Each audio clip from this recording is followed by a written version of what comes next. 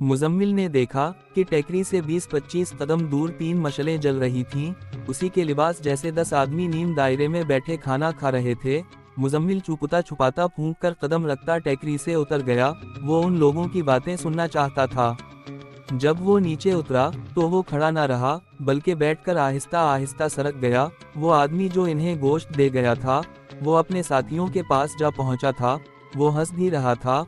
मुजम्मिल उठा और झुक झुक कर एक चौड़े तने वाले दरख्त तक जा पहुंचा और इस तरह छुपता छुपाता उनके करीब चला गया, जहां से वो उनकी बातें सुन सकता था। कमाल की चीज है भाइयों, इस आदमी ने कहा, दूसरी भी बुरी नहीं, लेकिन इसकी उम्र शायद 30 बरस से ज्यादा ऊपर हो गई है, फिर भी अच्छी चीज है। शेख अल-जबल की नज़र करम है भाई, एक ने कहा, ये उसी का करम है कि हमें सफ़र में इतनी खूबसूरत चीज़ मिल गई है। अब सोचो इन्हें यहाँ लाएं कैसे। एक ने कहा, ये अपनी चीज़ें समझो भाई। एक और बोला, 2 आदमी हमारा क्या बिगाड़ लेंगे, पहले खाना खा लो और इन्हें भी खा लेने दो। मशकीज़ा भी इन्हें हमारा याद दे आया है, थोड़ी देर बाद इन्हें इस दुनिया की होश भी नहीं रहेगी। मुजम्मिल ने और कोई बात ना सुनी, इसका शक रफा हो गया था। वो जिस तरह छुपता छुपाता वहां तक पहुंचा था, उसी तरह दबे पांवों झुका झुका एक दरख्त से दूसरे दरख्त तक ओट में चलता टेकरी तक पहुंचा और टेकरी के ऊपर जाने की बजाय एक तरफ से टेकरी से घूमा और अपने साथियों तक पहुंच गया। इसकी गैर हाजिरी में शमूना ने मशकीज़ा खोला था और फिर उसे सोगा था। इसका तो लड़कपन और नौजवानी का ज्यादा हिस्सा उन बातनियों के साथ और हसन बिन सबा के साथ गुजरा था। उसने मशकीज़ा सोगा तो उठी और मशकीज़ा नदी में अनडील दिया। होशियार रहना भाई, मुजम्मिल ने कहा, शेख अल-जबल के आदमी हैं हसन बिन सबा के। अब ये देखना है कि हसन बिन सबा के यहाँ उनकी क्या हैसियत है और ये कहाँ जा रहे हैं। हो सकता है फिदाई हूँ, लेकिन अभी यकीन से कुछ नहीं कहा जा सकता, बातिनी ही मालूम होते हैं। शमूना ने कहा, मैंने मशकीज़ा खोल कर सोगा, इसमें हशीश मिला हुआ शरबत था। मैं नदी में अनडील आई हूँ। अब ये आदमी आए तो इन्हें ही बताएंगे कि हमने मशकीज़ा खाली कर दी है और शरबत वाकई अच्छा था। उनका गोश्त भी ना खाओ। बिन यूनुस ने कहा, इसमें भी कुछ मिला हुआ होगा। मैं समझता हूँ उनकी नज़र शाफिया और शमूना पर है, हमसे इन्होंने किया लेना है। मुजम्मिल ने गोश्त के तमाम टुकड़े बैठे बैठे नदी में फेंक दिए और अपना खाना खा लिया। इतने में उन 10 आदमियों में से 3 आदमी आ गए। मुजम्मिल और बिन यूनुस ने इन्हें बैठने को कहा और वो तीनों बैठ गए। मुश्कीज़े वाला शरबत पी लिया है? एक ने पूछा। पी लिया है, मुजम्मिल ने जवाब दिया और मुस्कुराते हुए कहा, इस शरबत ने हमें बताया है कि हम और तुम आपस में भाई भाई हैं। ऐसे 2 मुश्कीज़े और दे दो, हम वो भी पी जाएंगे। मुजम्मिल ने उनके ज़रा फरेब सरक कर राजदाराना लहजे में कहा, हम शाह दर से आ रहे हैं और शेख अल-जबल के पास जा रहे हैं। हम दोनों भी फिदाई हैं। इस लड़की को शेख अल-जबल की खिदमत में पेश करना है। तुम लोग मुहासरे से किस तरह निकल आए हो? एक सफ़ेद पोश ने पूछा। हम मुहासरे से 1 रोज़ पहले निकल आए थे, मुजम्मिल ने कहा। मुहासरे की इत्तिला तो हमें पहले ही मिल चुकी थी। शेख अल-जबल इमाम हसन बिन सबा के पैरो मुर्शिद अब्दुल मलक बिन अताश ने हमें एक पैगाम देकर इमाम की तरफ भेजा। पैगाम किया है? एक ने पूछा। ये जानते हुए कि तुम हमारे भी भाई हो, ये राज तुम्हें नहीं बताऊंगा, मुजम्मिल ने कहा, और तुम मुझसे पूछोगे भी नहीं। अपना आप तुम पर इसलिए जाहिर कर दिया कि तुम्हारे मुताल्लिक यकीन हो गया है कि तुम अपने ही आदमी हो। क्या शाह दर के फिदाई हमला आवरों के सालारों को ख़त्म नहीं कर सकते? एक और सफ़ेद पोश बोला। क्यों नहीं कर सकते थे? मुजम्मिल ने कहा, लेकिन हमें हुक्म ही कुछ और दिया गया है और हम इस हुक्म की तमील के लिए जा रहे हैं। अगर हम दोनों को हुक्म मिलता तो हम बरकियारिक मोहम्मद और सिंजर को और इनके 1-2 सालारों को ख़त्म कर चुके होते। वो हम कर लेंगे, एक सफ़ेद पोश ने बे-इख्तियार कह दिया। देखते हैं मुहासरा किस तरह कायम रहता है। ये वही 10 फिदाई थे जो हसन बिन सबा के हुक्म से भेजे जा रहे थे और उनका काम ये था कि इन्होंने मोहम्मद और इसके सालारों को कत्ल करना था। उनके कत्ल का तरीका पहले बताया जा चुका है, ये उनके लिए कोई मुश्किल काम नहीं था। ये तीनों फिदाई कुछ देर बातें करके और अपनी असलियत बेनकाब करके चले गए। उनके जाने के बाद मुजम्मिल ने अपने साथियों को बताया, आज रात सोना नहीं, बताया नहीं जा सकता कि आज रात क्या हो जाए। इस रात बहुत कुछ हो गया। इन्होंने मशलें जलती रखें। इन्हें जलाए रखने का एक मकसद ये था कि दरिंदे आग के करीब नहीं आते। इसके अलावा इन्हें रोशनी की ज़रूरत थी। आधी रात से कुछ पहले तक सभी जाग रहे थे। वो बैठे हुए नहीं बल्कि लेटे हुए थे। इन्हें इस तरह महसूस हुआ जैसे कोई टेकरी के करीब आ रहा है। वो जंगल का कोई जानवर और दरिंदा भी हो सकता था, लेकिन मुजम्मिल और बिन यूनुस को कुछ और ही था।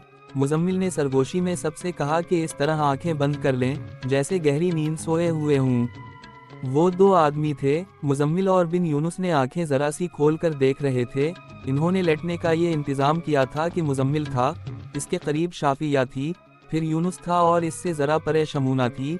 दोनों आदमी दबे पांव उनके बिल्कुल करीब आ गए।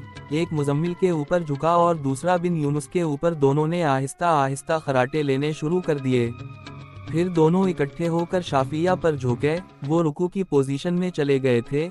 एक ने अपने साथी से सरगोशी की, इन्हें कोई होश नहीं, आराम से उठाओ, और वो दोनों अपने अपने बाजू शाफिया के नीचे करके उठाने लगे। पेशतर इसके कि इन दोनों को पता चलता कि ये क्या हवा है।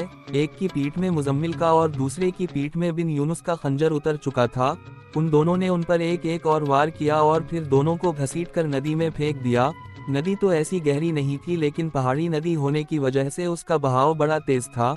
नदी चंद कदम ही दूर थी। मुजम्मिल और बिन यूनुस बड़े इत्मीनान से आकर फिर उसी तरह लेट गए। ज्यादा देर नहीं गुजरी थी कि 3 और सफेद पोश आ गए। इन्होंने भी वही कार्रवाई की जो पहले उनके 2 साथी कर चुके थे। इनमें से भी एक ने सरगोशी की, ये होश में मालूम नहीं होते। दूसरे ने सरगोशी में कहा कि मालूम नहीं वो दोनों कहाँ चले गए हैं। फिर ये भी शाफिया को उठाने के लिए झुके और फिर मुजम्मिल और बिन यूनुस के खंजर हरकत में आ गए। वो तीनों फिदाई थे जो जिंदगी और मौत को कुछ भी नहीं समझते थे, लेकिन उनके साथ जो हुआ वो उनके लिए गैर मुतवक्के था। अगर इन्हें मालूम होता या जरा सा भी शक होता तो वो अपने हथियार हाथों में तैयार रखते, लेकिन उन पर जो हमला हुआ वो अचानक था। मुजम्मिल भाई, बिन यूनुस ने कहा, अब बाकी जो 5 रह गए हैं उनका इंतजार यहाँ ना करो, चलो उन लड़कियों को भी तलवार या खंजर दो, पहले वो आए थे, अब हम चलते हैं। पेशतर इसके कि बाकी 5 या उनमें से 2-3 आते। इन चारों ने जल्दी जल्दी से एक स्कीम तैयार कर ली और सामने वाली टेकरी के ऊपर चले गए। दोनों लड़कियों के हाथों में तलवारें थी। मुजम्मिल और बिन यूनुस खंजरों से मुसल्लाह थे। मुजम्मिल की क़यादत में उसके साथी छुपते छपाते आगे बढ़ते गए और इतने आगे चले गए जहां से वो उनकी बातें सुन सकते थे। वो अपने साथियों की बातें कर रहे थे। एक ने कहा कि मालूम होता है हमारे अपने भाई हमें एक लड़की के पीछे धोखा दे रहे हैं, सब चलो और उनको देखते हैं। एक ने कहा अगर वो कोई गड़बड़ कर रहे हुए तो इन्हें यहीं ख़त्म कर देंगे। पांचों चल पड़े। मुजम्मिल और उसके साथी वहीं झाड़ियों के पीछे छप गए। वो पांचों उनके करीब से गुजरे। मुजम्मिल के इशारे पर सबने उन पर खुंजरों और तलवारों से हमला कर दिया। मुजम्मिल की बदकिस्मती की इसका पांव किसी झाड़ी में या दरख्त की जड़ के साथ अटक गया और वो मुंह के बल गिरा।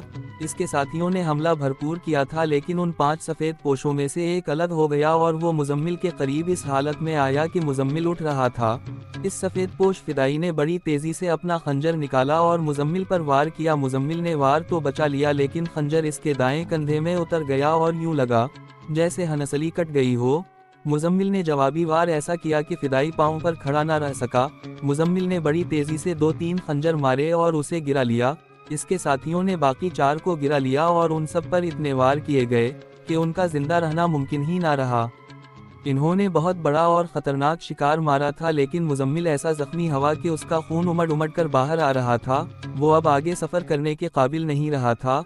बिन यूनुस ने इसके जख्म में कपड़ा ठोस कर ऊपर एक और कपड़ा बांध दिया और सब ने फैसला किया कि यहीं से और उसी वक्त वापसी का सफ़र इख्तियार किया जाए ताकि दोपहर तक वसम कोह पहुंच जाएं। मुजम्मिल का इतना ज़्यादा खून ज़ाया नहीं होना चाहिए था। इन्होंने उसी वक्त रुखते सफ़र बांधा और वापसी के सफ़र को रवाना हो गए। इन्होंने इन 10 फदाइयों का सामान देखा ही नहीं, ना ही उसे ये हाथ लगाना चाहते थे। अलबत्ता उनके घोड़े और हथियार अपने साथ ले गए। ये उनका माल गनीमत था। इन्हें कालबा ये अंदाज़ा नहीं होगा कि इन्होंने इन 10 फिदाइयों को कत्ल करके शाहदर के मुहासरे में कैसी जान डाल दी है। ये 10 फिदाई वहाँ पहुँच जाते तो मोहम्मद भी ना होता और वहाँ के सालार भी मारे जाते। फिर मुहासरे ने बुरी तरह नाकाम होना था। मुहासरा बड़ा ही सरगर्म हो गया था, लेकिन कामयाबी की कोई सूरत नज़र नहीं आती थी। चूँकि मरो का लश्कर इंतकाम से पागल हुआ जा रहा था, इसलिए सालारों को ये मुश्किल पेश नहीं आई थी कि वो इन्हें आगे किस तरह धकेलें, बल्कि मुश्किल ये पेश आ रही थी कि ये लश्कर बार बार दीवार के करीब या दरवाज़ों की तरफ उठ दौड़ता था और उसे रोकना पड़ता था। वहाँ शुजात और बेखौफी की तो ज़रूरत यकीनन थी, लेकिन अक्ल के बगैर शुजात बड़ी ही नुकसानदह थी। यहाँ तक दलीराना कार्रवाई की गई कि एक रात दीवार के करीब जाकर कमंद ऊपर फेंकी गई। कमंद छोटी दो बरजों के दरमियान अटक गई और 2-3 मुजाहिदीन रस्सा पकड़कर ऊपर जाने लगे। दीवार के ऊपर से तीर आते थे और उन तीर अंदाजों को दूर रखने के लिए सल्जोकी तीर अंदाजों ने बेपनाह तीर फेंकने शुरू कर दिए। मुजाहिदीन रस्सा चढ़ते गए, लेकिन कुछ दूर से दीवार वाले तीर अंदाजों ने रस्सा चढ़ते मुजाहिदीन पर तीर फेंकने शुरू कर दिए और बरछियां भी फेंकी गईं और उन पर जलती हुई मशलें भी फेंके। मुजाहिदीन जख्मी भी हुए और 2 के कपड़ों को आग लग गई, मगर इस आग के बावजूद ऊपर ही जाते रहते तो रशे को भी आग लग सकती थी। बहरहाल ऊपर जाना मुमकिन न रहा और यूं कुछ मुजाहिदीन शदीद जख्मी होकर रशी से उतर आए। शहर के 2 अतराफ पहाड़ी थी, इस तरफ भी तीर अंदाजों को ले जाया गया, लेकिन वहां मुश्किल ये थी कि पहाड़ी के दामन और शहर की दीवार के दरमियान फासिला बहुत थोड़ा था। मुजाहिदीन पहाड़ी पर चढ़ते थे तो शहर पनाह के तीर अंदाज उन पर तीरों की बारिश बरसा देते थे। दरवाजे तोड़ने की भी कोशिश की गई। मुजाहिदीन कुल्हाड़ों से तोड़ने के लिए दरवाजों तक पहुंच गए, लेकिन आधे ही जिंदा वापस आ सके। दरवाज़ा तोड़ने का एक और तरीका भी इख्तियार किया गया, वो ये था कि दरख्तों के बहुत वजनी टहन काटे गए, उनसे शाखें वगैरह उतार दी गईं और बेशुमार मुजाहिदीन ने एक टहन को कंधों पर उठाया और दौड़ते हुए एक दरवाजे तक गए और उस टहन का अगला सरा दरवाजे पर मारा। दरवाजे इतने मजबूत थे कि ना टूट सके, तोड़े तो जा सकते थे, लेकिन ऊपर से बरछियां और तीर आते थे। आखिर मंजनीकें इस्तेमाल की गईं। ये सब छोटी मंजनीकें थीं जिनमें ज्यादा वजनी पत्थर नहीं डाले जा सकते थे। बहरहाल हर मुंजनीक 1 मन वजनी पत्थर फेंक सकती थी। शहर पनाह के इर्द गिर्द घूम फिर कर देखा गया, शायद कहीं से जरा सी दीवार कमजोर हो। ऐसी 2-3 जगहें देखी गईं और मंजनीकों से वहां पत्थर मारे गए, लेकिन दीवार इस कदर चूड़ी थी कि इसमें शिगाफ डालना मुमकिन नहीं था। इधर किला अलमूत में हसन बिन सबा पीछू ताप खा रहा था। वो सुबह वो शाम इस खबर का मुंतजिर रहता था कि इसके इन फिदाइवा ने, जिन्हें उसने खुद भेजा था, मोहम्मद और इसके तमाम सालारों को कत्ल कर दी है और खुदकुशी कर ली है। लेकिन 1 महीने से ज्यादा अरसा गुजर गया था और उसे ऐसी कोई खबर नहीं मिल रही थी। उसे शाहदर के अंदर से खबर नहीं जा सकती थी क्योंकि शहर मुहासरे में था। उसे बाहर के जासूस खबरें पहुंचाते थे। वो ये जुवाज तो कबूल करता ही नहीं था कि कत्ल का मौका नहीं मिला। इसने आखिर अपने जासूस भेजे और कहा कि इन 10 भाइयों का सुराग लगाओ, वो कहाँ चले गए हैं, इन्हें पता ना चले। दरपर्दा वो ये मालूम करो कि इन्होंने अभी तक अपना काम क्यों नहीं किया। इसके जासूस किला अलमूत से शाहदर के मुजाफात में पहुंच गए। इन्होंने बहुत तलाश की, मरो भी गए और रे भी गए, लेकिन वो 10 फिदाई इन्हें कहीं नजर ना आए। आखिर किसी और ने जंगल में से गुजरते बिखरी हुई हड्डियां देखें और सफ़ेद अमामे और फटी हुई अबाएं देखें। कुछ और निशानियां भी वहां मौजूद थीं। खोपड़ियां देखें तो ये पूरी नहीं थी। ये हसन बिन सबा के 10 फिदाइन ही हो सकते थे, जिनकी लाशें दरिंदों और गिद्धों ने खा ली थी। कुछ और निशानियां मिल गई और हसन बिन सबा को इत्तला दी गई कि फिदाई अपने हदफ तक पहुंच ही नहीं सके थे। तारीख में शहादत मिलती है कि ज़ईफ़ अलउमर अब्दुल मलक बिन अताश किसी वक्त दीवार पर जा खड़ा होता और दोनों हाथ आसमान की तरफ उठाकर बुलंद आवाज़ से मुंह से अजीब व गरीब आवाज़ें निकालता रहता और सल्जोकी लश्कर की तरफ फूंक मारता रहता था। मालूम होता है इसका सफली अमल या इसका जो कोई अमल इसके हाथ में था नाकाम हो चुका था। वो ये फिक्रा बार बार कहा करता, दुश्मन आंखों से अंधा ना हुआ तो अकल से अंधा हो जाएगा।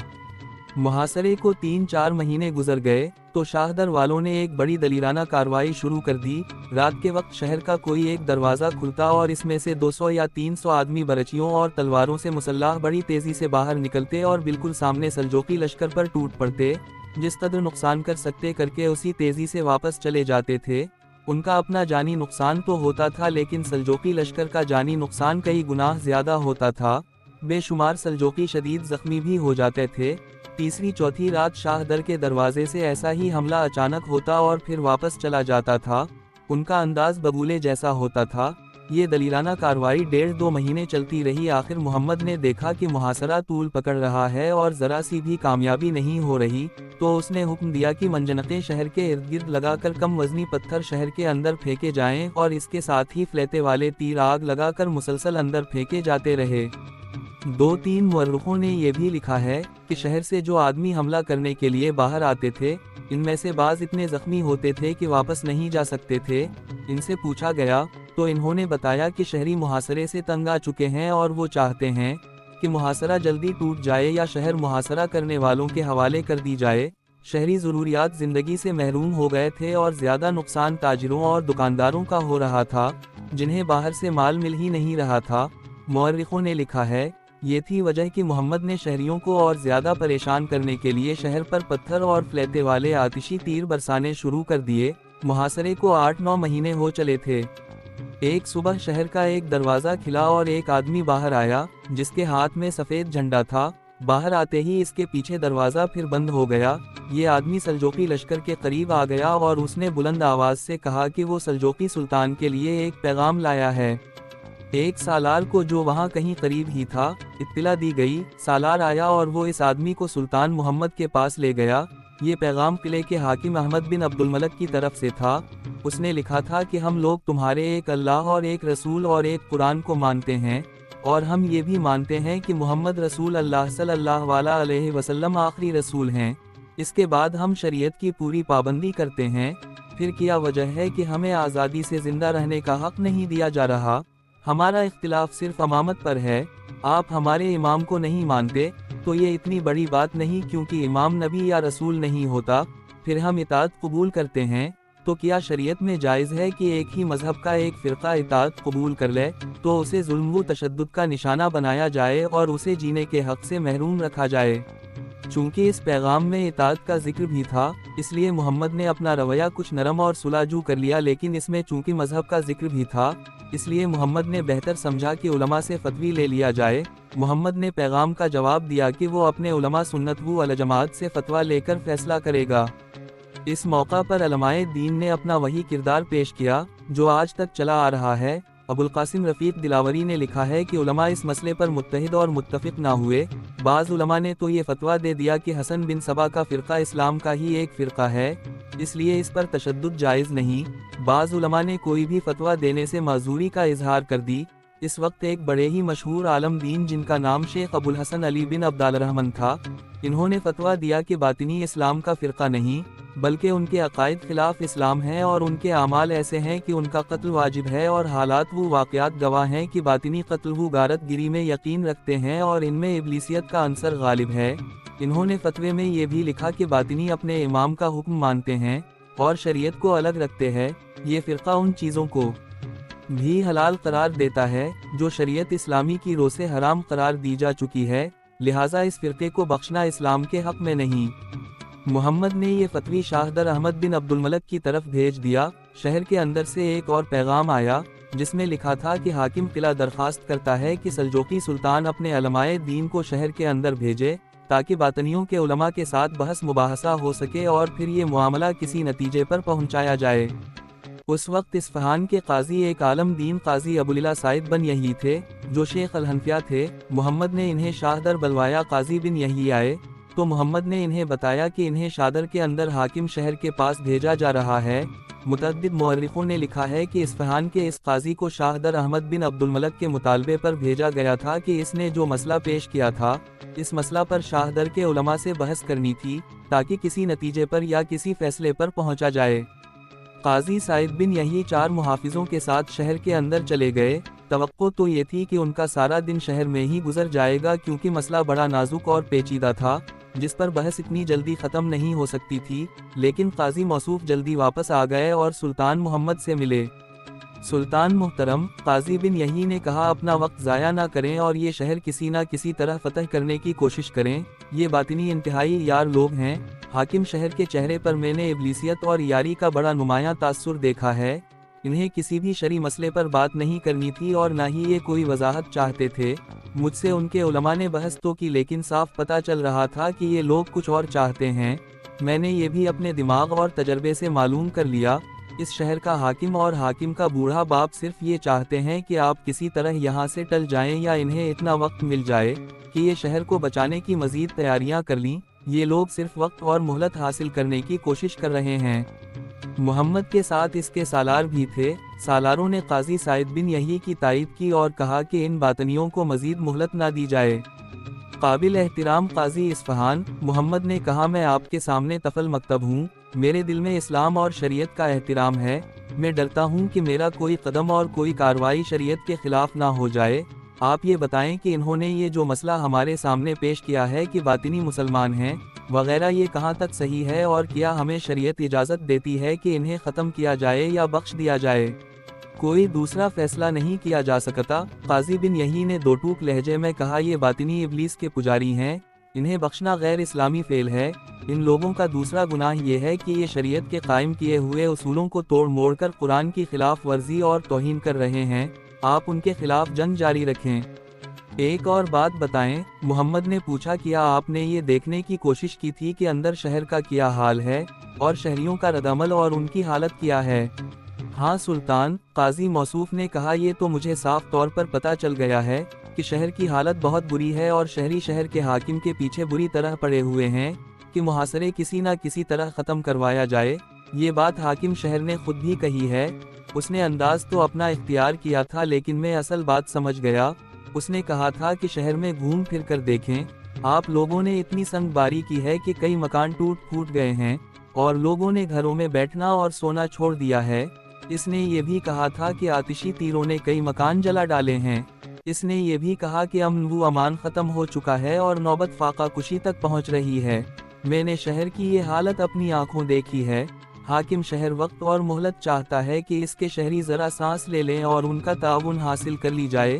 اس کے ساتھ ہی حاکم شہر آپ کو دھوکہ دے کر باہر سے رسد منگوانا چاہتا ہے۔ آپ محاصرے میں شدت پیدا کر دیں، فتح انشاءاللہ آپ کی ہوگی۔ محمد نے قاضی اصفہان کو پورے احترام سے رخصت کیا اور اپنے کچھ گھوڑسوار محافظ ساتھ بھیجے۔ محمد نے محاصرے میں یوں شدت پیدا کی کہ منجنیقوں سے سنگ باری اور تیز کردی اور فلیتوں والے تیر اور زیادہ پھینکنے شروع کر دیے۔ اس کے ساتھ ہی تقریباً ہر رات دروازوں پر حملے شروع کر دیے۔ اس کا نتیجہ یہ ہوا کہ شہریوں کے حوصلے بالکل ہی پست ہو گئے اور دیکھا گیا کہ شہرپناہ پر تیراندازوں کی تعداد آدھی بھی نہیں رہ گئی تھی۔ ان میں تو کچھ مر گئے اور کچھ زخمی ہوئے تھے، لیکن بہت سے اچھے بھلے تیرانداز بھی منہ موڑ گئے تھے۔ وہ اب اس ذہنی کیفیت تک پہنچ گئے تھے جہاں جذبے ختم ہو جاتے ہیں اور ہتھیار ڈالنے کا ارادہ پیدا ہو جاتا ہے۔ مختصر بات یہ کہ لڑنے والے شہری اب یہ چاہتے تھے کہ وہ مزاحمت کم کر دے اور سلجوقی لشکر شہر لے لیں تاکہ یہ قیامت جو ان پر دن رات گرتی رہتی ہے ختم ہو جائے۔ چند ہی دنوں بعد شہر کا ایک دروازہ کھلا اور ایک آدمی جو گھوڑے پر سوار تھا، ہاتھ میں سفید جھنڈا لیے باہر آیا اور دروازہ پھر بند ہو گیا۔ یہ سوار کوئی پیغام لایا تھا، اسے سلطان کے پاس لے گئے۔ حاکم شہر نے اس پیغام میں استدعا کی تھی کہ اسے اجازت دی جائے کہ وہ اس شہر سے اپنی آبادی کے ساتھ نکل جائے اور اسے دوسری اجازت یہ دی جائے کہ وہ قلعہ خلجان میں چلا جائے۔ آبادی کا مطلب یہ نہیں تھا کہ شاہ در کی تمام تر آبادی وہاں سے چلی جانا چاہتی تھی، بلکہ مطلب یہ تھا کہ جو لوگ یہاں سے جانا چاہتے ہیں انہیں جانے دیا جائے۔ خالجان اصفہان سے تھوڑی ہی دور ایک قلعہ تھا۔ کسی وقت باطنیوں نے اس قلعے پر قبضہ کر لیا تھا اور اسے اپنا ایک اور اڈا بنانے کی کوشش کی تھی، لیکن سلطان ملک شاہ مرحوم نے اس قلعے پر اچانک ایسی ایلگار کی کہ قلعے پر قبضہ کر لی اور اسی باطنی کو زندہ رہنے ملا جو بھاگ نکلا تھا۔ اب وہ قلعہ کسی کے بھی قبضے میں نہیں تھا۔ یہاں آیا یقیناً عبد الملک بن عطاش یاد آتا ہے۔ اس نے کہا تھا کہ سلجوقی سلطان اور سالار اگر آنکھوں سے اندھے نہ ہوئے تو عقل سے اندھے ہو جائیں گے۔ وہ مسلسل اپنا عمل کرتا رہا تھا اور شہر پناہ پہ کھڑے ہو کر اور ہاتھ آسمان کی طرف اٹھا کر کچھ بڑبڑاتا اور باہر والے لوگوں پر پھونکے مارتا رہتا تھا۔ کچھ ایسی شہادت ملتی ہے کہ اس کے عمل نے کچھ نہ کچھ اثر ضرور دکھایا تھا۔ محمد دیکھ چکا تھا کہ حاکم شہر نے مذہب کے نام پر کس قسم کی یاری اور مکاری کا مظاہرہ کیا ہے۔ اسے اصفہان کے قاضی نے بھی بتایا تھا کہ یہ باطنی صرف یاری کر رہے ہیں کہ انہیں کچھ مہلت اور وقت مل جائے۔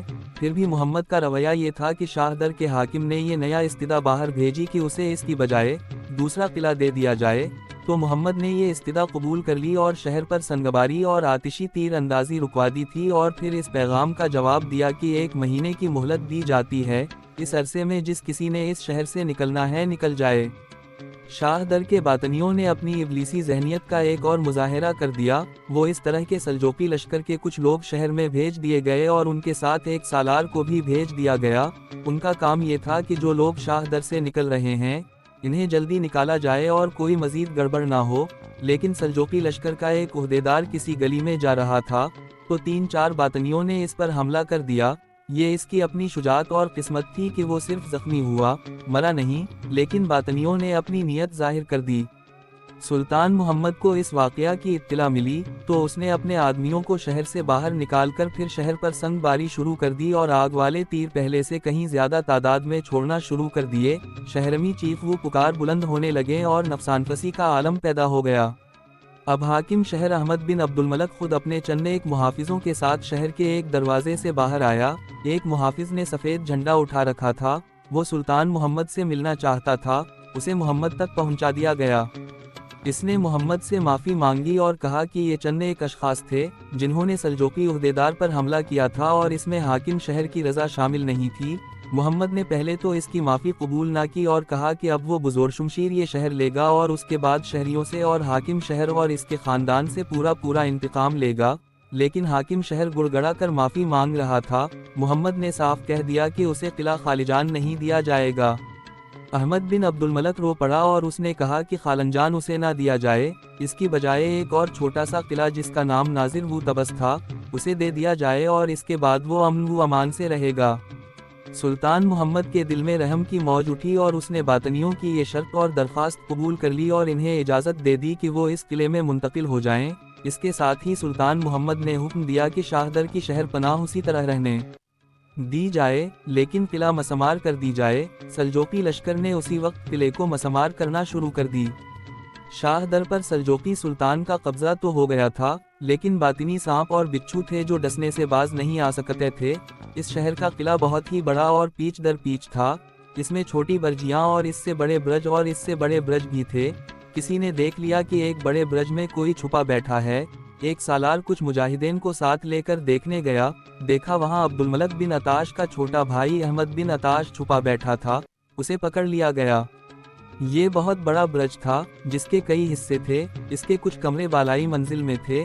محمد کو اطلاع ملی تو اس نے کہا کہ صرف اس برج کی ہی نہیں بلکہ ایسے تمام برجوں کی تلاشی لی جائے۔ اس برج کی تلاشی لی گئی تو تاریخ کے مطابق اسی اور باطنی برآمد ہوئے۔ یہ سب خنجروں اور چھوٹی تلواروں سے مسلح تھے اور چند ایک کے پاس کمانیں اور تیروں سے بھری ہوئی تیر کشیں بھی تھیں۔ ان سب کو سلطان کے سامنے لے جایا گیا۔ تب معلوم ہوا کہ احمد بن عطاش کا ایک جوان سال بیٹا بھی اس کے ساتھ تھا۔ ابن عطاش، محمد نے احمد بن عطاش سے پوچھا تو یہاں چھپا کیا کر رہا تھا؟ اگر سچ بولو گے تو شاید پہلے کی طرح اب بھی میرے دل میں رحم کی لہر اٹھائے گی، اگر جھوٹ بولنے کا ارادہ ہے تو میں تمہیں بتا نہیں سکتا کہ تجھے کیسی کیسی اذیتیں دے دے کر ماروں گا۔ کیا سلطان اتنی سیدھی بات نہیں سمجھ سکتا؟ احمد بن عطاش نے بڑی دلیری سے جواب دیا، میں تمہاری پیٹھ میں خنجر اتارنے کے لیے یہاں رک گیا تھا، ہم اتنی جلدی شکست تسلیم نہیں کیا کرتے۔ میں نے تیری ایک پیشن گوئی سنی تھی، محمد نے کہا، تو نے پیشن گوئی کی تھی کہ اصفہان میں تیری شوکت اور عظمت کے نقارے بجیں گے، اب بتا کہاں گئی تیری وہ عظمت؟ میری پیشن گوئی غلط نہیں نکلی، احمد بن عطاش نے کہا، سلطان اب بھی جا کر اصفہان میں دیکھ لے کہ لوگ میرا نام ایک پیرو مرشد کی طرح لیتے ہیں۔ میں نے یہ نہیں کہا تھا کہ اصفہان پر میری حکومت ہوگی، میری پیشن گوئی کا مطلب یہ تھا کہ لوگوں کے دلوں پر میری حکومت ہوگی اور میں اصفہان میں جدر سے بھی گزروں گا، لوگ میرے آگے سجدے کریں گے۔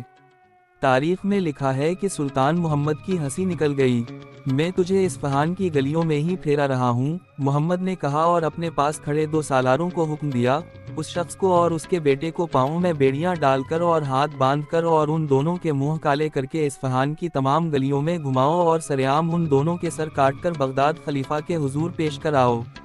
اصفہان وہاں سے قریب ہی تھا۔ اسی وقت احمد بن عطاش اور اس کے جوان سال بیٹے کے پاؤں میں اور ہاتھوں میں زنجیریں ڈال دی گئیں اور وہاں ان کے منہ کالے کر دیے گئے۔ سلطان محمد کی یہ کچہری کسی کمرے میں نہیں بلکہ باہر ایک درخت کے نیچے لگی ہوئی تھی۔ ایک تو وہاں وہ اسی باطنی کھڑے تھے جنہیں برجوں میں سے پکڑا گیا تھا اور بہت سے شہری اور سلجوقی لشکر کے کچھ مجاہدین بھی وہاں موجود تھے۔ جب احمد بن عطاش اور اس کے بیٹے کو زنجیریں ڈال کر ان کے منہ کالے کر دیے گئے تو تماشائیوں کے ہجوم میں سے ایک نوجوان لڑکی نکلی اور دوڑ کر احمد بن عطاش کے سامنے آن کھڑی ہوئی۔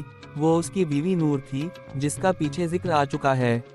آئے سیاہرا انسان، نور نے بڑی بلند آواز میں کہا، تو نے مجھے عبادت سے اٹھایا تھا اور میں نے تجھے کہا تھا کہ تو ذلیل و خوار ہو کر مرے گا، اب بتا اللہ تیرا ہے کہ میرا؟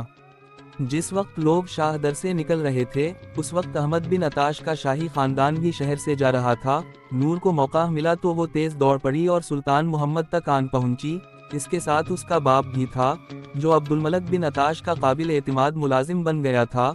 बाप ने मोहम्मद से अपना तारुफ कराया और अपनी बेटी के मुताल्लिक भी बताया कि उसे काफिले से अगवा करके अहमद बिन अताश ने अपनी बीवी बना लिया था।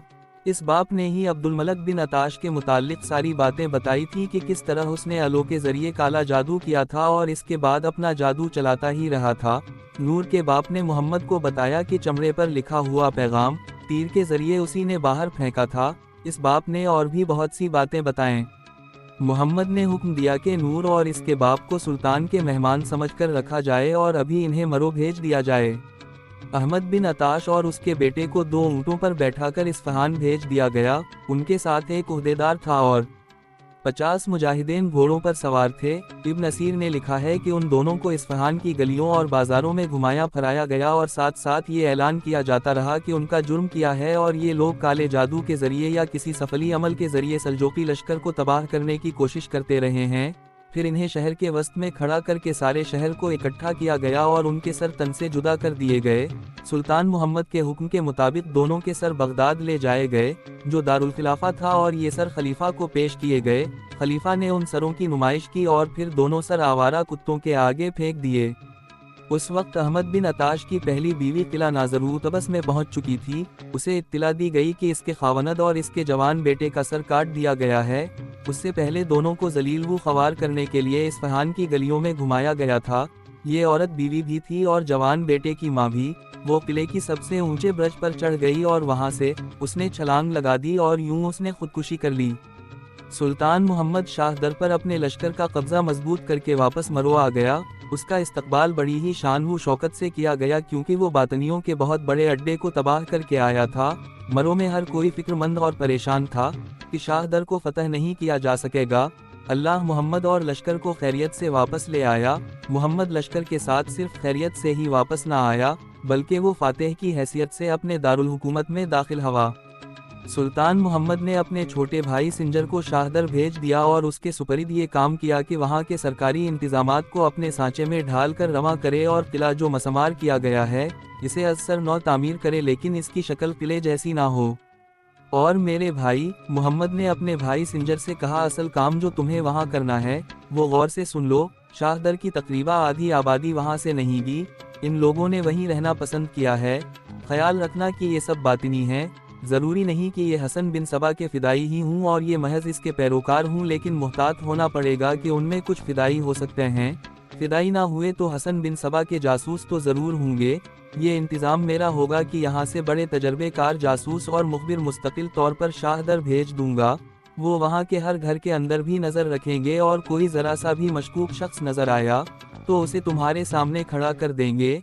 हमारा मकसद ये है कि जिस तरह हसन बिन सबा ने और इसके पैर उस्ताद अब्दुल मलिक बिन अताश ने शाहदर को अपना एक मजबूत अड्डा बनाया रखा था, उसी तरह हम इस शहर को अपना दूसरा मरकज़ बना लेंगे जहाँ से तबलीग भी होगी और दूसरी कार्रवाइयाँ भी की जाया करेंगी। मैं यहाँ के पूरे ख़ानदान शाहदर भेजकर वहाँ आबाद कर दूँगा। इन ख़ानदानों के अफराद को बताया जाएगा कि वो किस तरह वहाँ के बातनियों को वापस इस्लाम में ले आएँ। तुम कल सुबह रवाना हो जाऊँ। सिंजर अगली सुबह रवाना हो गया। 2-3 दिनों बाद मोहम्मद ने दरबार आम मुनक्किद किया। इसमें वो उन मुजाहिदीन को इनाम व इकराम देना चाहता था जिन्होंने शाहदर के मुहासरे को कामयाब करने के लिए गैर मामूली शुजात के मुजाहरे किए थे। उसने नूर और इसके बाप को खुसूसी इनाम देने का फैसला किया था। इसका कारनामा पहले सुनाया जा चुका है। मोहम्मद ने नूर और इसके बाप को अपने महल में एक कमरा दे दिया था और इन्हें शाही मेहमान की हैसियत दी थी। अगले रोज़ दरबार मुनक्किद हुआ और मोहम्मद ने पूरे लश्कर को खराज तहसीन पेश किया। फिर चंद ने एक नाम पुकारा और इन्हें इस तरह इनाम दिए गए। उनके कारनामे भी बयान किए। आखिर में नूर और इसके बाप को आगे बुलाया गया। मोहम्मद ने नूर के बाप का कारनामा सुनाया और कहा कि वो जो उल्लू तीरों से गिराया गया था वो पूरे लश्कर के लिए ख़तरनाक हो सकता था, लेकिन नूर के बाप ने एक तीर के साथ पैगाम बांधकर बाहर भेज दिया और इस तरह इस उल्लू को मार लिया गया। फिर मोहम्मद ने ऐलान किया कि नूर और इसके बाप को क्या इनाम दिया जा रहा है। सुल्तान मोहम्मद के वज़ीर आज़म का नाम साद उल मलिक था, जो उस वक्त दरबार में मौजूद था और सुल्तान के साथ बैठा हुआ था। इनाम व इकराम की ये तकरीब ख़त्म हुई तो दरबार बर्खास्त कर दिया गया। नूर का बाप मोहम्मद के पास जा खड़ा हुआ और सरगोशी में कहा कि वो इसके साथ एक खुफिया बात करना चाहता है। لیکن اس طرح کے کوئی اور موجود نہ ہو اور کسی اور کو پتہ بھی نہ چلے کہ وہ سلطان کو ملا ہے۔ سلطان نے اسے کہا کہ وہ اپنے کمرے میں چلا جائے اور سلطان خود اس کے پاس آ جائے گا۔ محمد سلطان تھا، اسے چاہیے تاکہ اس شخص کو اپنے دربار میں بلاتا، لیکن اس نے کہا کہ وہ اس شخص کے کمرے میں جائے گا۔ یہ محمد کے کردار کی بلندی تھی۔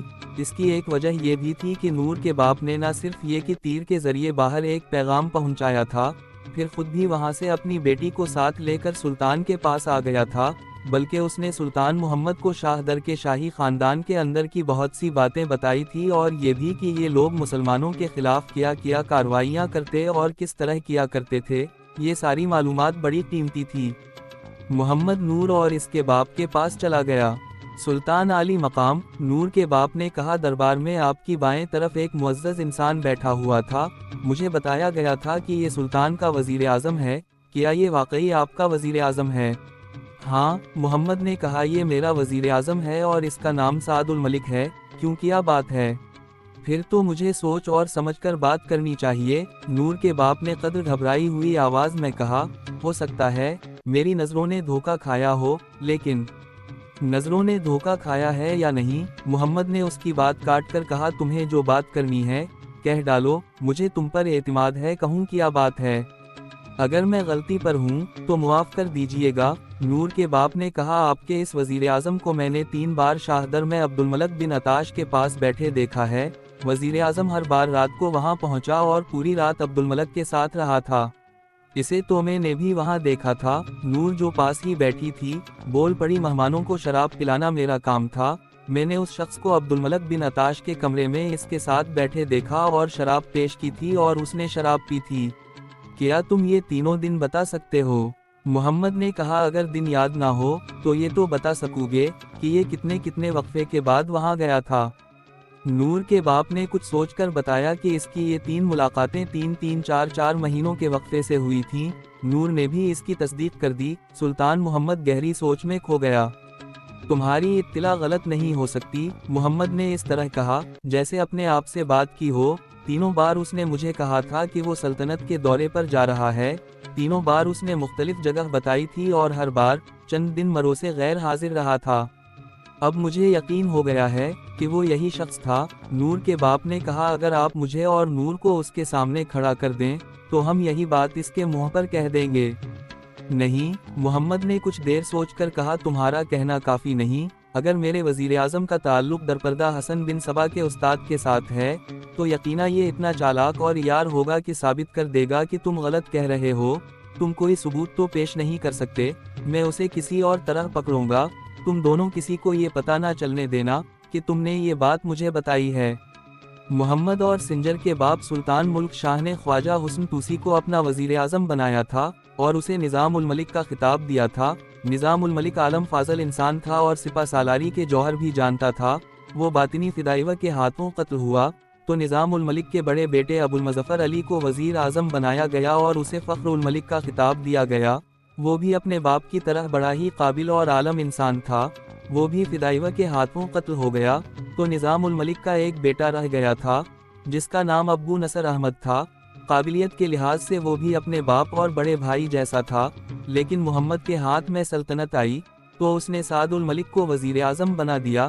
اس شخص سے سلطان محمد کچھ زیادہ ہی متاثر ہو گیا تھا، لیکن اب اس کے متعلق یہ رپورٹ ملی کہ وہ حسن بن صبا کے استاد عبد الملک بن عطاش کے یہاں جاتا رہا ہے۔ سلطان محمد نے اپنے بڑے بھائی برکیارق اور چھوٹے بھائی سنجر سے بات کی۔ تینوں بھائیوں نے اپنے ایک متمد خاص کو بلا کر مشورہ کیا اور ان سب نے ایک طریقہ سوچ لیا۔ اسی شام وزیر اعظم سعد الملک نور اور اس کے باپ کے کمرے میں گیا۔ دونوں اسے دیکھ کر گھبرا سے گئے۔ یہ شخص اپنا راز چھپائے رکھنے کے لیے ان دونوں کو غائب کرا سکتا تھا، لیکن اس نے بات کچھ اور کی۔ آج کا انعام تمہیں مبارک ہو، سعد الملک نے بڑے ہی خوشگوار لہجے میں کہا۔ میں یہ کہہ کر تم پر احسان نہیں کر رہا کہ تمہیں میرے کہنے پر انعام دیا گیا ہے۔ شاہ در کی فتح ویسے ہی حاصل نہیں ہو گئی۔ تم نے مجھے 2-3 بار عبد الملک بن عطاش کے پاس دیکھا ہوگا۔ تم مجھے یہ دیکھ کر حیران ہوئے ہوں گے کہ میں تو سلجوقی سلطان کا وزیر اعظم ہوں۔ میں تمہیں ایک تو مبارکباد دینے آیا تھا، دوسری یہ بات کہنی تھی کہ میں وہاں جاسوس بن کر گیا تھا اور عبد الملک پر یہ ظاہر کیا تھا کہ میں درپردہ باطنی ہوں اور شیخ الجبل کے لیے کام کر رہا ہوں۔ वो बूढ़ा अपने आप को बड़ा जादूगर और उस्ताद समझता था, लेकिन मैं उसके दिल में उतर गया और ऐसे राज हासिल कर लाए जो इसकी शिकस्त का बायस बने। सुल्तान को तो मालूम होगा कि आप वहाँ जासूस बनकर जाते रहे हैं। नूर के बाप ने कहा, आपको तो बेअंदाज इनाम मिलना चाहिए। नहीं, सदर मलक ने कहा, मैंने जो किया वो सुल्तान के लिए नहीं बल्कि अल्लाह की खुशनुदी हासिल करने के लिए किया था। मुझे इनाम वो इकराम की ज़रूरत नहीं। मैं तुम्हें ये कहने आया हूँ कि कभी सुल्तान के साथ जिक्र ना कर देना कि तुमने मुझे वहाँ देखा था। मैं जिस मकसद के लिए वहाँ जाता रहा हूँ वो मैंने पा लिया है, लेकिन अब उसे पता चला कि मैं वहाँ जाता रहा हूँ तो मेरे खिलाफ बड़ा ही बेबुनियाद और ख़तरनाक शक पैदा हो जाएगा। नहीं मोहतरम वज़ीर आज़म, नूर के बाप ने कहा, हम ऐसी ऊंची हसीब के बंदे तो नहीं हैं कि सुल्तान के साथ इसके वज़ीर आज़म की बातें करें। मैंने अपनी इस बेटी को इस बूढ़े के पंजों से आज़ाद कराना था, वो करा लाया हूँ। अब मेरे जीने का एक ही मकसद है कि इस बेटी को किसी जवान और मुअज़्ज़ज़ आदमी के साथ ब्याह दूँ और ख़ुद अल्लाह अल्लाह करते ज़िंदगी पूरी कर जाऊँ। मैं ये फ़र्ज़ अदा करूँगा। साद उल मलिक ने कहा, तुम्हारी बेटी की शादी ऐसे ही आदमी के साथ कराऊँगा जैसा तुम चाहते हो, ये मेरी अपनी बेटी है। नूर के बाप ने हाथ जोड़कर इसका शुक्रिया अदा किया और कहा कि उसे इनाम व इकराम और दौलत की ज़रूरत नहीं, उसकी बेटी ठिकाने लग जाएगी। 2 दिन गुज़र गए, रात गहरी हो चुकी थी और साद उल मलिक खाने से फारिग होकर अपने ख़ास कमरे में जा बैठा था। इसके एक मुलाजिम ने उसे इत्तला दी कि एक घुड़सवार आया है और इससे मिलना चाहता है। मुलाजिम ने यह भी बताया कि घोड़सवार की हालत और हुलिया बताता है कि बड़ा लंबा सफ़र करके आया है। साद उल मलिक ने उसे फ़ौरन बुलवा लिया। बहुत दूर से आए मालूम होते हो, साद उल मलिक ने इस आदमी से कहा और पूछा, कहाँ से आ रहे हो? तिला नाजिर वो तबस से इस आदमी ने जवाब दिया और इधर उधर देखा जैसे वो कोई राज की बात कहना चाहता हो। इमाम के पैरवू मुर्शिद अब्दुल मलक बिन अताश ने भेजा है, क्या मैं यहाँ खलकर बात कर सकता हूँ? ज़रूर करो, साद उल मलिक ने कहा, ऊंची आवाज़ में ना बोलना, क्या पैरुमर्शद अभी नाजिर वो तबस में ही हैं। 1-2 दिनों बाद वहाँ से अलमूद चले जाएंगे। इस आदमी ने कहा, इन्होंने आपको ये पैगाम दिया है कि अब आप आसानी से और बेखतरा शाहदर जा सकते हैं, क्योंकि अब शाहदर आपकी सल्तनत में आ गया है और आप इस सल्तनत के वज़ीर आज़म हैं। इन्होंने कहा है कि वो अपने कुछ आदमी पीछे छोड़ आए हैं, आप वहाँ जाएंगे तो ये आदमी खुद ही आपको मिल जाएंगे। पैरुमर्शद ने कहा है कि मोहम्मद और सिंजर को जल्दी ख़त्म करना है, लेकिन ये आप नहीं करेंगे बल्कि ये शाहदर के आदमी करेंगे। इन आदमियों के नाम जानते हो? साद उल मलिक ने पूछा। नहीं, उस आदमी ने मुस्कुरा कर कहा, क्या आप जानते नहीं कि नाम नहीं बताए जाते? मैं यहाँ ज़्यादा नहीं रहूँगा, मैं इस शहर में अजनबी हूँ। यहाँ अपना कोई आदमी है तो आप उसे यकीना जानते होंगे। मुझे इसके घर का रास्ता बता दें या वहाँ तक पहुँचाने का कोई बंदोबस्त कर दें, मैं कल सुबह वापस चला जाऊँगा। एक नहीं, यहाँ अपने 3 आदमी हैं। साद उल मलिक ने कहा, मैं तुम्हें उनमें से एक के घर पहुँचा दूँगा। साद उल मलिक ने ऐसी बातें की जिनसे साफ पता चल गया कि ये शख्स बातिनी है और बातनियों के लिए ही काम कर रहा है। उसने इस आदमी को एक घर का पता और रास्ता समझा दिया और कहा कि वो खुद इसके साथ जा सकता है, न किसी मुलाजिम को भेज सकता है, क्योंकि इससे इसके खिलाफ शक पैदा हो जाएगा। अब मेरी बात गौर से सुन लो, साद उल मलिक ने कहा, दरवाजे पर 3 बार दस्तक देना, अंदर से आवाज़ आएगी, कौन है? तुमने कहना है मुल्क उल मलिक, फिर दरवाज़ा खुलेगा और अंदर जाकर बताना कि तुम कहाँ से आए हो और यहाँ तक किस तरह पहुँचे हो। साद उल मलिक हसब मामूल अपने दफ्तर गया, पहले सुल्तान मोहम्मद से मिला और मामूल के मुताबिक कुछ बातें की और अपनी रोज़मर्रा के काम में लग गया। उसने सुल्तान मोहम्मद के रवैये में कोई तब्दीली ना देखी, सिवाय इसके कि सुल्तान इस सुबह पहले से कुछ ज़्यादा ही मुस्कुराकर बातें करता था। आधा दिन गुजर गया तो मोहम्मद ने साद उल मलिक को बुलवाया। साद उल मलिक सुल्तान के दफ्तर वाले कमरे में दाखिल हुआ तो ठटक कर रुक गया, इसके चेहरे का रंग पीला पड़ गया। सुल्तान अकेला नहीं था, इसके पास एक तो नूर बैठी हुई थी और इसके साथ नूर का बाप बैठा हुआ था। एक तरफ वो आदमी खड़ा था जो रात इसके पास गया था और अब्दुल मलक बिन अताश का पैगाम दिया था। इसके साथ 3 आदमी जंजीरों में जकड़े खड़े थे। आगे आओ साद उल मलिक, मोहम्मद ने उसे कहा, डरो मत, ये सब तुम्हारे अपने आदमी हैं और इन्हें तुम बड़ी अच्छी तरह जानते हो। ये सब तुम्हें अच्छी तरह जानते हैं। ये 3 आदमी जो जंजीरों में बंधे हुए हैं वो आदमी है जो इस मकान में रहते थे जहां तुमने इस आदमी को भेजा था। हमने रात को ही इन्हें इस मकाम पर छापा मारकर पकड़ लिया था। سعد الملک پر غشی طاری ہونے لگی تھی، اس کی زبان بالکل ہی بند ہو گئی تھی۔ اور ان دونوں کو تم اور زیادہ اچھی طرح جانتے ہو۔ سلطان محمد نے نور اور اس کے باپ کی طرف اشارہ کر کے کہا، اس لڑکی کے ہاتھوں تم نے کئی بار شراب بھی پی ہے، اسے تو تم کبھی بھی بھول نہیں سکو گے، یہ تمہارے پیرومرشد کی بیوی تھی، کیا میں غلط کہہ رہا ہوں؟ میں وہاں جاسوسی کے لیے جاتا رہا ہوں، سعد الملک نے لڑکھڑاتی ہوئی آواز میں کہا۔ اس سے آگے وہ بول نہ سکا۔ تم نے کبھی مجھے راز کی کوئی بات تو بتائی نہیں تھی، محمد نے کہا، تم وہ سانپ ہو جس نے اس سلطنت کی آستین میں پرورش پائی ہے اور اس سلطنت کو ڈنک مارا ہے، کیا تم نے دیکھ نہیں لیا کہ فتح حق کی ہوا کرتی ہے، باطل کی نہیں؟ میں تمہارا یہ جھوٹ مان بھی لوں کہ تم وہاں جاسوسی کے لیے جاتے رہے ہو، تو تمہارے پاس اس کا کیا جواز ہے کہ تم ان 3 فدائیوں کو جانتے تھے اور انہیں گرفتار نہیں کیا بلکہ میرے ایک جاسوس کو اپنا آدمی سمجھ کر ان کے پاس رات بسر کرنے کے لیے بھیجا؟ اب سزا کے لیے تیار ہو جاؤ۔ اگلی صبح گھوڑ دوڑ کے میدان میں سلطنت کے تمام تر لشکر کو ایک ترتیب میں کھڑا کیا گیا، شہری بھی تماشا دیکھنے آ گئے۔ کچھ دیر بعد سعد الملک اور 3 فدائیوں کو جنہیں ان کے مکان سے گرفتار کیا گیا تھا، میدان میں لایا گیا اور لشکر کے سامنے کھڑا کر دی گیا۔ کچھ دیر بعد سلطان محمد اور اس کا چھوٹا بھائی سنجر اور ان کا بڑا بھائی برکیارق اپنی 3-4 بڑے حاکموں کے ساتھ گھوڑوں پر سوار وہاں آ گئے، باقی سب نے گھوڑے پیچھے روک لیے۔ محمد آگے چلا گیا اور ان مجرموں کے قریب جا کر گھوڑا روکا۔ تم سب اپنے وزیر اعظم کو بیریوں میں بندھا ہوا دیکھ کر حیران ہو رہے ہوں گے، سلطان محمد نے اپنے لشکر سے خطاب کیا، یہ شخص جسے میں نے وزیر اعظم بنایا تھا، درپردہ حسن بن سبا کا کام کرتا رہا ہے اور شاہ در کی فتح سے پہلے چوری چھپے وہ حسن بن سبا کے استاد عبد الملک بن عطاش کے پاس جاتا رہا ہے۔ اس سے یہ اگلوانا ممکن نہیں کہ اس کے حکم سے یا اس کے ہاتھوں میرے کتنے آدمی قتل ہو چکے ہیں، اس میں کوئی شک نہیں رہا کہ اس نے ہمارے بہت سے آدمی قتل کروائے ہیں۔ یہ سانپ میری آستین میں پلتا رہا ہے، اس کا مطلب یہ ہوا کہ باپ اپنے بیٹے پر، بیٹا اپنے باپ پر، ماں اپنی بیٹی پر اور بیٹی اپنی ماں پر اعتماد نہ کرے، لیکن میں یہ صورت پیدا نہیں ہونے دوں گا۔ میں ہر کسی کو صاف لفظوں میں بتا رہا ہوں کہ ہم نے شاہ در فتح کر لی ہے، تو اب ہم قلعہ علمود بھی لے لیں گے اور اس باطل فرقے کا قلعہ قمع کر کے ہی رہیں گے۔ اپنا جرم اپنے ساتھیوں سے چھپایا جا سکتا ہے، لیکن مت بھولو کہ اللہ کی ذات بھی موجود ہے، اور اللہ تبارک و تعالی گنہگاروں کو پکڑ لیا کرتا ہے۔ یہ گنہگار سعد الملک اپنے ان 3 قاتل فدائیوں کے ساتھ پکڑا گیا ہے اور آج اسے سزائے موت دی جا رہی ہے۔ سلطان محمد نے جلادوں کو اشارہ کیا، جلاد آگے آئے اور ان چاروں کو ایک دوسرے سے تھوڑے تھوڑے فاصلے پر کھڑا کر کے انہیں آگے کو جھکا دیا، اور ایک ہی بار چاروں کی تلوار حرکت میں آئی اور 4 سر جسموں سے کٹ کر مٹی میں جا پڑے۔ تمام مورخوں نے لکھا ہے کہ سعد الملک ایسا ڈھکا چھپا رہا تھا کہ کسی کو ذرا سا بھی شک نہ ہوا، اسے سزائے موت دی گئی، اور وہیں سلطان محمد نے اعلان کیا کہ اب سلطنت کا وزیر اعظم نظام الملک خواجہ حسن طوسی کا چھوٹا بیٹا ابو نصر احمد ہوگا۔ ابو نصر احمد اپنے باپ اور بڑے بھائی کی طرح عالم فاضل اور سلطنت کے امور کو بڑی اچھی طرح سمجھتا تھا، اس نے وہیں اعلان کر دی کہ میں اب قلعہ علمود پر فوج کشی کروں گا اور اس کی قیادت بھی میں خود کروں گا، جس طرح ہم نے شاہ در فتح کر لی ہے، اسی طرح ہم علمود کا قلعہ بھی لے لیں گے۔ لشکر سے تکبیر کے نعرے بلند ہونے لگے اور ان نعروں سے زمین و آسمان ہل رہے تھے۔